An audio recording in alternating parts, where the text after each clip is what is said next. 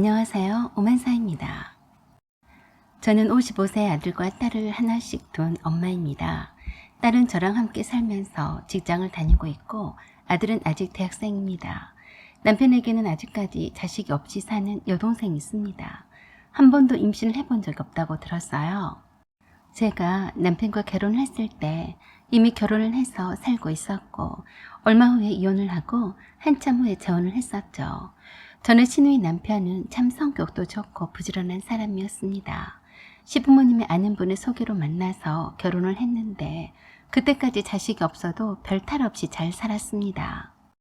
신우이가 직장을 한 번도 다녀본 적이 없어도 자식을 낳지 못했어도 그것으로 문제 삼는 걸 본 적이 없었죠. 아마도 재혼할 때 불임이란 사실을 어느 정도 알고 결혼한 것 같아 보였어요. 제 추측이지만 신우의 남편도 초혼은 아니었던 듯 싶었는데 저에게 쉬쉬하며 숨기는 것을 보니 뭔가 있긴 있는 모양이었어요. 모르긴 몰라도 신우의 남편도 불임이 아닌가 싶기도 했습니다. 신우는 남편은 저에게 신우이가 불임이란 사실을 한 번도 말해준 적이 없었지만 제가 그렇게 지레짐작을 할 뿐이었어요. 오히려 신우의 남편이 문제가 있는 것처럼 제게 말했었죠. 그래서 둘 다 불임이 아닌가 하고 생각했을 따름입니다.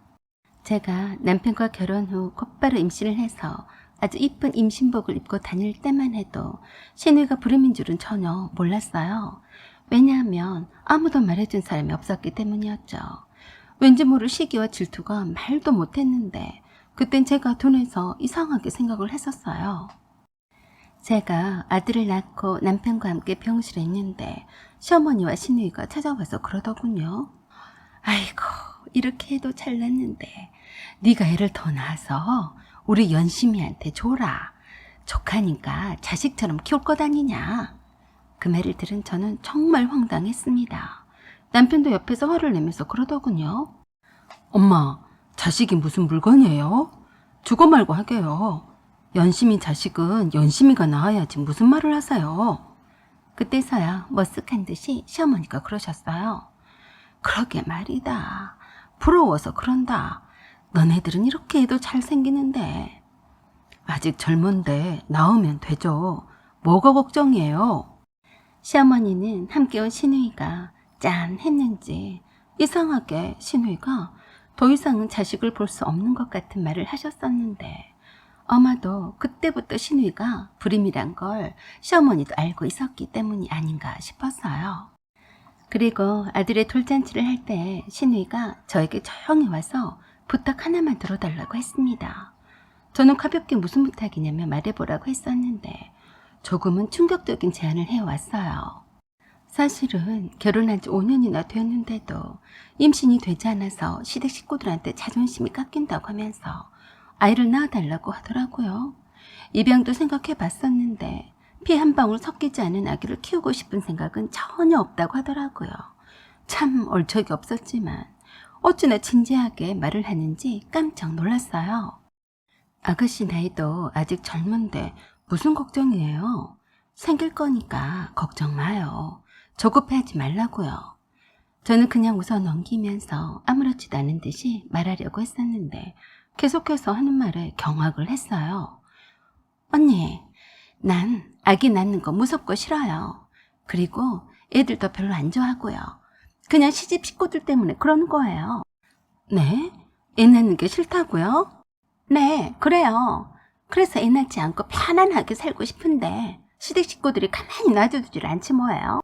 은근히 애를 못 낳는다고 눈치를 주고 자존심 깎인 말만 하고요. 신우의 말을 들으니 자신은 불임은 아니고 그저 자식을 낳기 싫은데 시댁 식구들이 임신을 하지 않는다고 구박을 하니까 저보고 나와서 주라는 말이었으니 이 얼마나 말도 안 되는 소리인지 웃기더라고요. 그래서 제가 따끔하게 말해주었어요. 아가씨, 정신 차려요. 자식이 물건이에요? 주고 말고 하게요. 아가씨가 아이를 갖고 안 갖고는 내 알 바가 아니지만 배 아파서 자식을 낳아봐야 키울 정도 생기는 법이에요. 앞으로는 다시는 내 앞에서 이따위 말을 하면 용서하지 않을 거예요. 알았어요? 하필 내 아들의 돌잔치에 와서 별 재수 없는 소리를 타들어서 또 그런 소리를 할까 싶어서 제가 남편에게 동생 입단속 좀 잘 시키라고 난리를 쳤더니 다시는 그런 소리는 하지 않았어요. 아가씨는 맨날 집에서 놀고 자빠졌고 하는 일도 없이 쇼핑이나 하고 심심해서 이리저리 놀러나 다니면서 임신과 출산하기 싫어서 하지 않는다니. 뭐 그럴 수도 있겠다 싶었습니다. 다 자유의지니까요. 그렇지만 제가 직장에 다니면서도 그렇게 우리 애들 키우느라 아둥바둥했어도 한 번을 도와준 적이 없었네요. 그러던 신우이가 매번 어린이날이나 우리 애들 생일 때는 어김없이 선물을 멋진 것을 해와서 아이들을 현혹을 시키더라고요. 이거 누가 사준 거지? 고모가 사준 거지? 나중에 고모한테도 효도해야 된다. 알았지? 꼭 말끝마다 강조해서 애들한테 주입시키는 말이 듣기가 거북하더라고요. 네 엄마 아빠한테만 어버이날에 선물하지 말고 나도 네 엄마라고 생각하고 선물해야 된다. 알았지? 나중에 고모를 모른 척하면 안 된다. 라고 하면서 남편에게 끔찍하게도 선물 공세를 퍼붓곤 했어요. 저한테는 10원짜리 하나도 안 쓰면서 유독 남편에게만 그렇게 공을 들이더라고요. 그러면서 얼마나 남편을 구워 삶았는지 남편도 제게 그러더군요. 연심이가 좀 불쌍하잖아. 나중에 애들한테도 고모나 고모부한테 부모인 것처럼 잘 하라고 시키자. 그래서 제가 정색을 하고 그랬어요. 저런 소가지 없는 아가씨를 우리 애들한테 맡기자고? 미쳤어? 저는 절대로 안 된다고 했습니다. 저의 딸과 아들이 고모와 고모부의 사랑을 듬뿍 받고 자라서 그 정으로 우러나서 챙겨주는 거야. 뭐라고 할 수 없는 거지만 아예 처음부터 부모와 동급으로 취급해서 가르치자고 하는 건 말이 되는 것이 아니었죠. 생일 때나 졸업식 때나 잠깐 와서 사진 찍어주고 선물 주고 용돈 몇 푼 쥐어주는 걸로 뭐 대단한 것인 한 것처럼 구는 꼴이 눈꼴 시럽더라고요. 정말 우스운 게 남편의 형인 아주버니와 형님 사이에도 딸이 하나와 아들이 둘이나 있었는데 유독 신우이는 우리 애들한테만 애정을 쏟았어요. 이유는 뭐겠습니까? 조카들 중에 누구한테 자기네 노후를 맡길 것인지 저울질 해보니 떡잎부터 달라 보이는 저희 애들한테 관심을 갖게 된 거죠. 제 아들과 딸이 어렸을 적부터 영특하고 똘똘해 보이니까 그런 거였어요. 제 아들이 어릴 때부터 천재나 영재란 소리를 들을 정도로 영특해서 일찌감치 점 찍어둔 것 같더라고요. 맨날 남편에게 하는 소리가 있었죠. 오빠, 내가 이렇게 이뻐하는 줄은 커서도 알아줄까? 내가 아파 누워있으면 애들이 고모라고 찾아올까? 사실 대놓고 하는 편애 때문에 상당히 형님이 신우의 행동을 거슬려 하곤 했습니다. 그럴 때마다 제가 좀 무안하기도 하더라고요. 신우가 제 자식을 사랑하고 아끼는 것을 두고 제가 뭐라고 하겠어요. 그저 목적이 있어서 그런 걸 나중에서야 진짜로 깨달았습니다. 아들이 초등학교 3학년이고 딸이 유치원 다닐 때의 일이었어요. 그때 아주 사소한 일로 남편과 심한 말다툼 끝에 제가 잠깐 집을 나가서 친구를 만나고 늦게 돌아왔습니다. 그런데 기회는 이때다 싶었는지 신우이가 제게 전화를 했더라고요. 언니가 뭐가 잘했다고 오빠한테 함부로 대들어요? 오빠 말 들어보니까 오빠가 잘못한 건 하나도 없던데. 그렇게 할 거면 오빠랑 헤어져요. 뭐하러 살아? 언니가 애들만 두고 외출했다고 하니까 오빠가 애들 좀 봐달라고 했어요. 언니, 내가 좋게 말하는데 우리 조카들 핑계대지 말고요. 편하게 오빠랑 헤어지세요. 얼척이 없었어요. 평소에는 내 앞에서 감히 말 한마디도 제대로 못하더니 오빠랑 싸웠다고 하니까 아주 시인이 제대로 났더라고요. 그리고 또 그러더라고요. 언니, 우리 귀한 조카들 왜 이렇게 거지같이 키웠어요? 옷도 없는 집 애들같이 제대로 된 게 하나도 없고요. 엄마도 기가 막히다고 했어요. 제가 그 소리를 듣고 얼마나 열불이 났는지 제가 그랬었죠. 뭐가 어째고째? 이게 지 오빠 동생이 아니랄까봐 똑같네. 야, 너 거기 가만히 있어. 내가 가서 당장 입주댕이로 꿰매버릴 테니까. 라고 하고 달려가서 우리 애들을 데리고 나오면서 그동안 하고 싶었던 말들 다 해버렸었죠. 그땐 늦은 밤 시간이라서 신우의 남편도 집에 있었어요. 막상 가니까 언제 그랬냐는 식으로 안 그런 척하고 웃으면서 저를 반기더라고요. 제가 조금 무서웠는지 조심을 하는 눈치였지만 제가 그렇지 않아도 남편 때문에 스트레스를 왕창 받았던 상태라서 그냥 넘어갈 리가 없었죠. 야, 너 불난집에 부채질하니까 그렇게 좋았니? 평소에는 내 앞에서 끽소리도 못한 것이 어디다 함부로 헤어지라 말아야. 그래, 내가 네 오빠랑 헤어지면 우리 애들을 자기 자식처럼 키워주겠다 이 말씀이지? 내가 미쳤니? 거지 같은 너한테 우리 애들을 맡기게? 뭐라고요? 내가 거지 같다고요? 그래, 감히 어디다 대고 내 애들을 키우는 애만에 침 흘리니? 내가 모른 줄 알아? 네가 네 뱃속에 애를 얼마나 많이 죽였는지 모른 줄 아냐고. 그러자 옆에 있었던 신우의 남편도 깜짝 놀라서 한마디 했습니다. 무슨 말이에요? 애를 죽이다뇨? 그래서 제가 알고 있는 그대로 다 말했어요. 신우이가 신우의 남편을 만나기 전에 얼마나 자주 산부인과에 들락거리면서 못할 짓을 여러 번 했었는지 그 탓으로 임신이 안 된 거라고 남편에게 들었다고 했습니다.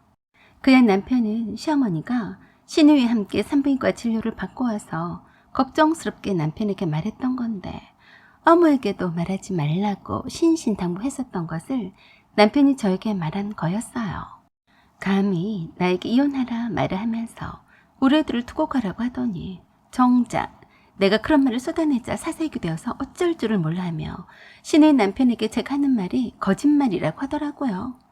예상대로 신우의 남편은 까마득히 모르고 있던 사실이었는지 신우의 남편이 신우의 과거를 들먹이고 들추기 시작하더니 금방 이혼을 했어요. 신우이는 뭐 애도 없는 데다가 집에서 놀고만 있었으니 몸만 쫓겨난 신세가 되어서 거짓골로 시댁으로 돌아와야만 했었죠. 그런 과정에서 그렇다고 신우의 남편 앞에서 그런 말을 다 쏟아냈냐고 하시면서 신우의 이혼을 제가 시킨 것처럼 막말을 퍼부는 시어머니께 제가 그랬습니다. 어머니, 제가 없는 말을 한 것도 아니었고 천금 같은 우리 애를 두고 이혼하라고 하는데 제가 눈이 안 뒤집히겠어요? 자식을 낳아 봤어야 알죠. 아무튼 그대로는 시댁 출입을 되도록이며 많이 자제했어요. 신우이는 인복이 있는지 얼마 지나지 않아서 지금의 신우이 남편과 재혼을 했어요. 재혼한 신우이 남편도 참 사람이 착한 사람이었어요. 우리 애들을 자식처럼 이뻐했습니다. 신우이보다도 더 찐 애정을 보여주었어요. 우리 아이들이 놀러오는 날에는 냉장고에 장을 잔뜩 봐서 넣어놓고 사달라는 것은 다 사주고 돌아다녔어요. 형님 애들도 이뻐하기는 했지만 우리 아들과 딸이 상대적으로 더 어리고 잘 따라서 그런지 더 애착을 갖더라고요. 그럴 때 보면 좀 짠하다는 생각이 들곤 했습니다. 자식이 있었더라면 그 애정을 다 쏟아부었을 텐데 피 한 방울 섞이지 않은 조카를 저렇게 이뻐하다니. 용돈도 박하게 주는 걸 알고서 저와 남편 몰래 몇십만 원씩의 용돈을 쥐어주곤 했더라고요. 나중엔 알고서 못하게 말렸어요. 애들 교육상 좋지 않다고 말렸었는데 참 아쉬워하더라고요. 그래서 직설적으로 남편과 제가 말해주었습니다. 우린 그냥 내 자식이라서 바란 것 없이 그저 잘 자라주기만을 바랄 뿐이지만 그렇게 애들한테 정을 쏟아주고 나중에 애들이 분명히 서운하게 할 텐데 그때 가서 마음 상하지 말고 정을 떼요. 갈수록 신우이나 신우이 남편에게서 연락하지 않는다, 놀러오지 않는다, 어디로 가자고 해도 가지 않으려고 한다 라고 서운해 하더라고요. 애들은 애들일 뿐인데 바라고 정을 준 탓에 조금씩 서운함만 커져가는 느낌이고 그걸 바라보고 있는 저도 참 불편한 마음이었습니다. 애들의 상황도 이해를 못하는 신우이와 신우이 남편에다가 애들도 얼마나 어쩌다 한 번씩 보는 고모와 고모부가 얼마나 친부모만큼 살갑겠냐고요. 그걸 두고 시어머니는 저에게 매번 찢는 소리를 하시곤 했어요.